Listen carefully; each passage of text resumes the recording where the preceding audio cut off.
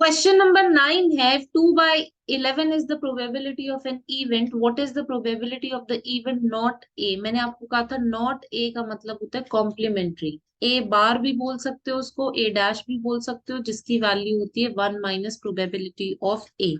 तो probability of A dash हो जाएगा 1 माइनस प्रोबेबिलिटी ऑफ ए. यहाँ आपको गिवन है 2/11. इसको आप सिंप्लीफाई करोगे तो 11 माइनस 2/11 और आपका आंसर आएगा 9/11. तो आपको ये ध्यान रखना है कि कॉम्प्लीमेंट्री इवेंट्स होते हैं प्रोबेबिलिटी ऑफ नॉट ए, जिसकी वैल्यू होती है 1 minus probability of A. Question number 10. A letter is chosen at random from the word assassination. Find the probability that it is a vowel and a consonant. तो पहले तो आपको क्या करना है, टोटल नंबर ऑफ लेटर्स जो है वो काउंट करने हैं. 3, 6, 9, 12 और 13 टोटल हो गए आपके 13. इसमें अब आपको वॉवल्स चेक करने हैं. ए आई ओ. तो if you counted there are 6 vowels. तो वॉवल की प्रोबेबिलिटी हो जाएगी 6/13 और consonants 7/13. 13 minus 6, 7. 7/13 is the probability that it is a consonant. Question number 11. Okay. In a lottery, a person chooses 6 different natural number at random from 1 to 20. तो पहले 1 to 20 numbers हैं, उसमें से 6 numbers select किए गए. If these 6 numbers match with the 6 numbers already fixed by the lottery committee, he wins the prize. What is the probability of winning the prize in the game? जब भी हम probability निकालते हैं, हमारा सबसे पहले टारगेट होता है टोटल निकालना. तो टोटल कितने केसेस पॉसिबल है, यहाँ पे आपका यूज होगा पीएनसी. पीएनसी कैसे यूज होगा, आपको 1 से लेके 20 तक नंबर्स दिए हैं और आपको उसमें से 6 नंबर सिलेक्ट करने हैं. जब भी सिलेक्शन होता है तो आप सी यूज करते हो. तो ये हो जाएगा 20C6. अब जिन लोगों ने पीएनसी नहीं किया हुआ है, जिनको नहीं पता, तो एनसीआर का फॉर्मूला होता है N factorial by R factorial N minus R factorial. तो 20C6 की वैल्यू होगी 20 factorial upon 6 factorial into 20 minus 6 14 factorial. अब आप 20 को 14 तक ओपन करोगे. 20, 19, 18, 17, 16, 15 इंटू 14 फैक्टोरियल पे आप इसको स्टॉप कर दोगे. डिवाइडेड बाय 6 फैक्टोरियल को ओपन करोगे. 6 into 5 into 4 into 3 into 2 into 1 और 14 फैक्टोरियल कैंसिल आउट हो जाएगा. अब आप इसको सिंप्लीफाई करके अपने टोटल नंबर ऑफ केसेस निकालोगे. 6 3 18 इससे कैंसिल हो जाएगा. उसके बाद 5 4 20 इससे कैंसिल हो जाएगा और 2 जो है वो 8 से कैंसिल हो जाएगा. तो हमारा जो टोटल आ रहा है वो आ रहा है 19 इंटू 17 इंटू 8 इंटू 15. आपको इस पूरे को मल्टीप्लाई करके अपने टोटल नंबर ऑफ केसेस निकालने हैं.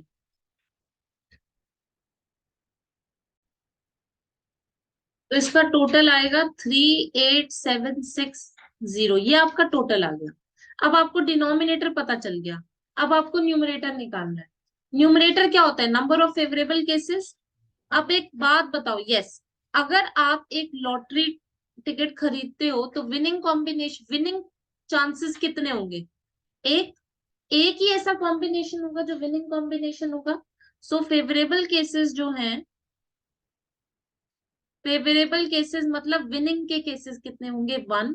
तो आपकी रिक्वायर्ड प्रोबेबिलिटी जो है वो आ जाएगी 1/20C6 which is 1/38760. This is your answer.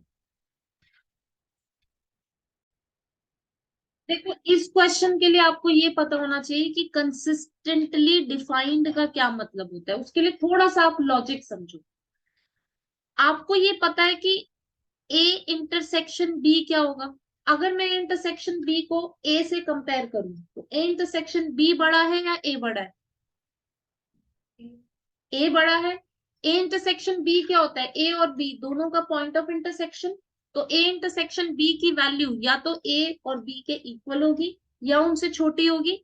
तो जो हमारा जो probability of A intersection B है वो less than equal to probability of A और less than equal to probability of B होना चाहिए, तब वो कंसिस्टेंटली डिफाइंड है। ए इंटरसेक्शन बी कभी भी ए से बड़ा नहीं हो सकता। तो जब ए इंटरसेक्शन बी कभी ए से बड़ा नहीं हो सकता तो उसकी प्रोबेबिलिटी भी कभी ए या बी से बड़ी नहीं हो सकती, इक्वल हो सकती है। सिमिलरली अगर हम यूनियन की बात करें, यूनियन क्या होता है? अगर ए और बी दो सेट से, यूनियन मीन्स दोनों को कंबाइन करके लिख दिया। तो ए यूनियन बी को अगर मैं ए से कंपेयर करूं तो वो हमेशा या तो ए के इक्वल होगा या ए से बड़ा होगा। इसका मतलब probability of A union B will always be greater than equal to probability of A and greater than equal to probability of B. ये आपको दोनों केसेस में चेक करना है। अगर मैं पहला केस कंसिडर करूं तो प्रोबेबिलिटी ऑफ ए है 0.5, प्रोबेबिलिटी ऑफ बी है 0.7, probability of A intersection B है 0.6। तो ए इंटरसेक्शन बी की प्रोबेबिलिटी ए और बी दोनों से छोटी होनी चाहिए या इक्वल होनी चाहिए। क्या ये कंडीशन यहाँ पे ट्रू है? नहीं है। क्यों? क्योंकि यहाँ पे probability of A intersection B जो है वो 0.6 है, जो कि 0.5 से बड़ी हो गई, प्रोबेबिलिटी ऑफ ए से वो बड़ी हो गई है। So therefore this case is not consistently defined. First case is not consistently defined. अब अगर सेकंड केस में देखो, ए यूनियन बी दे रखा है, ए यूनियन बी की प्रोबेबिलिटी ए और बी दोनों से बड़ी होनी चाहिए। यहाँ पे 0.8 जो है वो दोनों से बड़ा है, point probability of A probability of B दोनों से बड़ा है। तो we can say that 0.8 is greater than 0.5, 0.8 is greater than 0.4. Therefore, second case is consistently defined. Second case आपका consistently defined है। क्वेश्चन 13 के सारे पार्ट्स में आपको ये फॉर्मूला लगाना है कि probability of A union B है probability of A plus probability of B minus probability of A intersection B. तो पहले पार्ट में आपको probability of A union B निकालना है।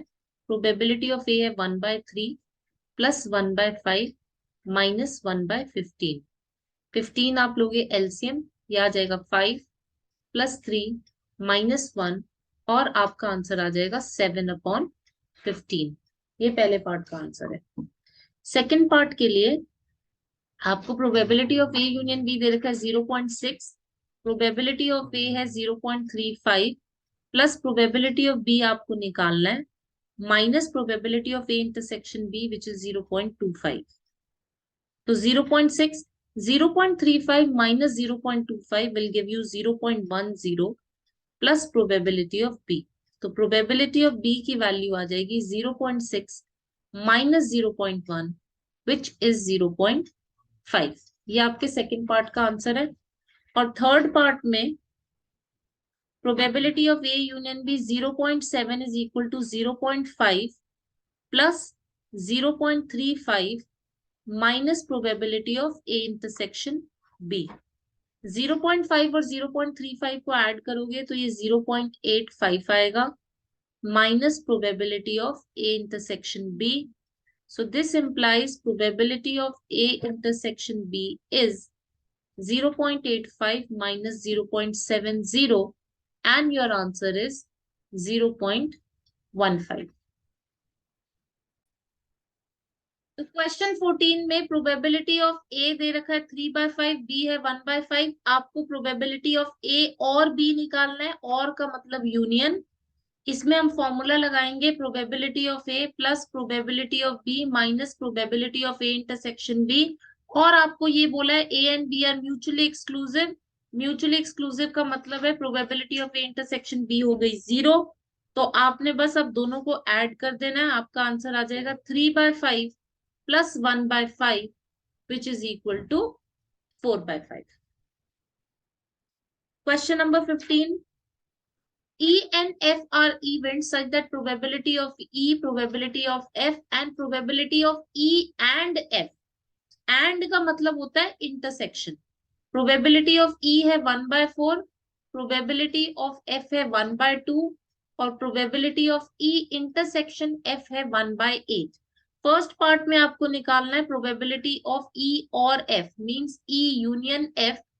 फॉर्मूला लगाओगे probability of E plus probability of F minus probability of E intersection F which is 1/4 plus half minus 1/8. 8 ले लोगे LCM 2 plus 4 minus 1 answer आ जाएगा 5/8. सेकेंड पार्ट में आपको बोला है probability of not E. Not E का मतलब E कॉम्प्लीमेंट, एंड का मतलब इंटरसेक्शन, नॉट F का मतलब F कॉम्प्लीमेंट. और मैंने आपको ये लास्ट क्लास में बताए थे सारे फॉर्मूलाज कि इंटरसेक्शन है अगर दोनों कॉम्प्लीमेंट है तो 1 माइनस ये हो जाएगा यूनियन. E यूनियन F तो आप ऑलरेडी निकाल चुके हो 5/8, तो 1 माइनस 5/8, 8 माइनस 5/8 और आपका आंसर आ जाएगा 3/8.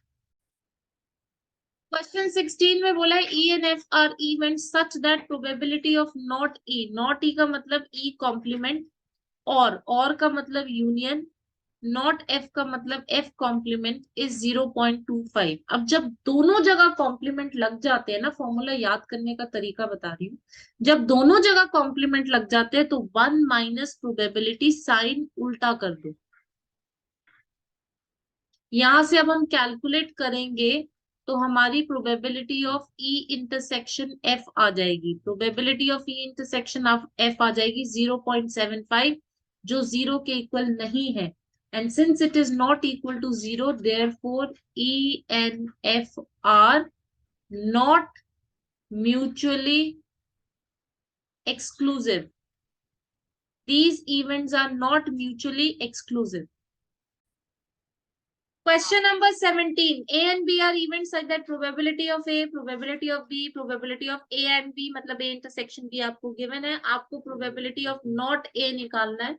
मतलब probability of A complement which is 1 minus probability of A, 1 minus 0.42 and your answer will be 0.58.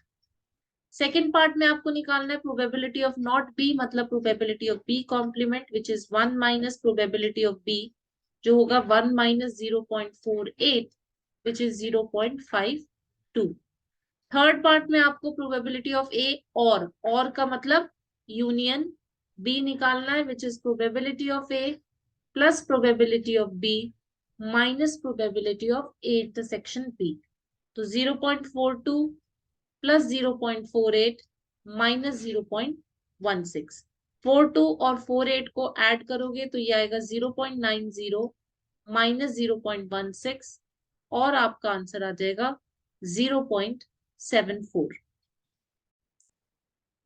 Question 18 में बोला in class 11th of a school 40% of the student study mathematics. तो अगर मैं बोलूं प्रोबेबिलिटी ऑफ मैथमेटिक्स क्या है, आप बोलोगे 40/100. 30% स्टडी बायोलॉजी, तो probability of biology is 30%.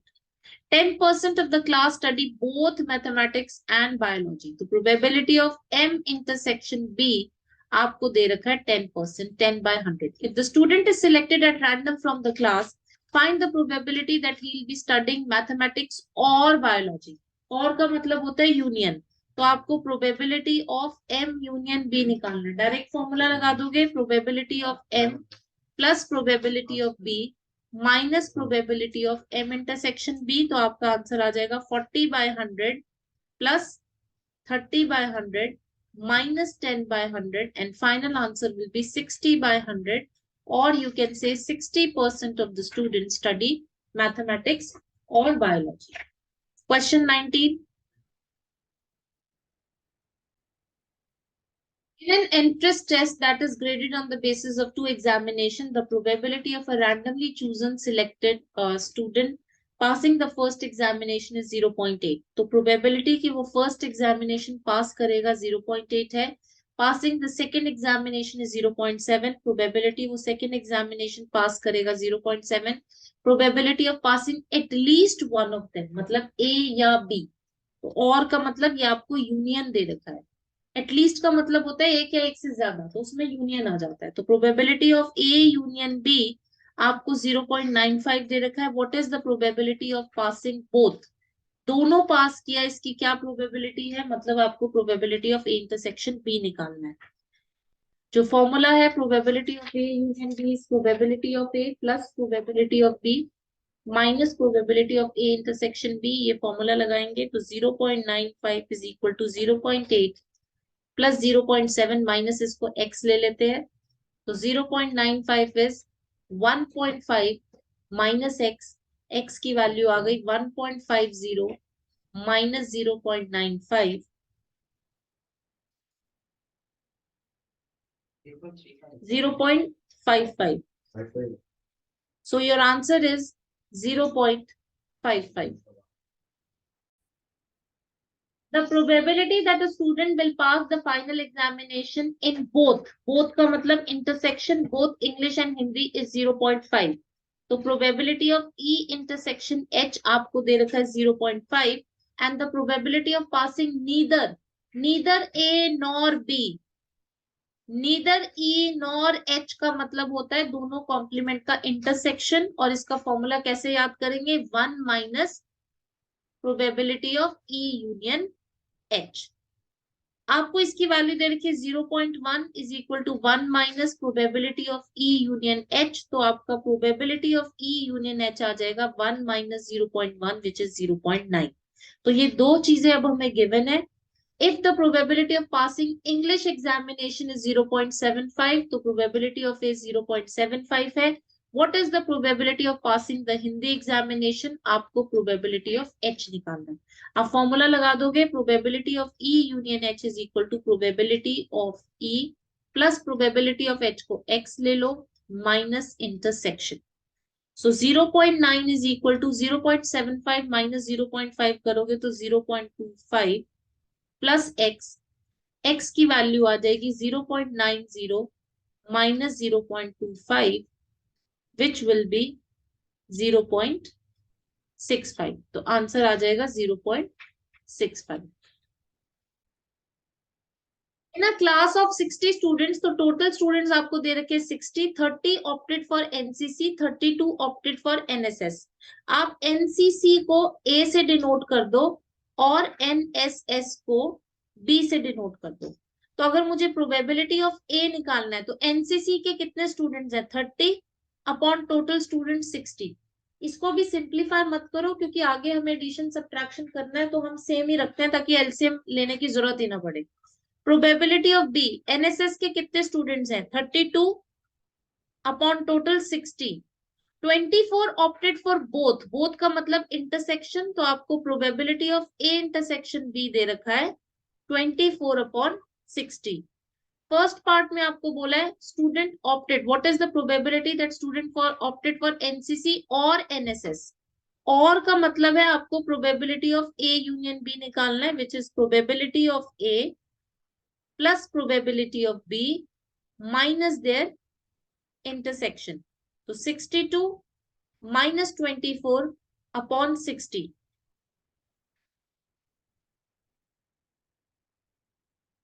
38 upon 60। अब इसको आप सिंप्लीफाई करके बोल सकते हो कि 19 अपॉन 30 जो है वो आपकी रिक्वायर्ड प्रोबेबिलिटी है। सेकेंड पार्ट में इन्होंने बोला है opted for neither NCC nor NSS, neither A nor B, मतलब कॉम्प्लीमेंट का इंटरसेक्शन जो आता है 1 माइनस साइन उल्टा हो जाएगा probability of A union B से, तो 1 माइनस 19 अपॉन 30, एलसीएम लेंगे 30 माइनस 19 अपॉन 30, ये आ जाएगा 11 अपॉन 30। उसके बाद आपको थर्ड पार्ट में बोला है student opted for NSS but not NCC. अब आपने एनसीसी लिया था ए, नॉट एनसीसी का मतलब है ए कॉम्प्लीमेंट और एनएसएस का मतलब है बी, तो आपको probability of A complement intersection B निकालना है। इसका फॉर्मूला याद करने का तरीका मैंने आपको बताया था, जिसपे कॉम्प्लीमेंट नहीं है उसको लिखो प्रोबेबिलिटी ऑफ बी माइनस दोनों का इंटरसेक्शन। तो प्रोबेबिलिटी ऑफ बी थी 32/60, दोनों का इंटरसेक्शन था 24/60, और आपका आंसर आ जाएगा 8/60। इसको 4 के टेबल से कट कर देंगे तो 2/15 is the answer for option number 3।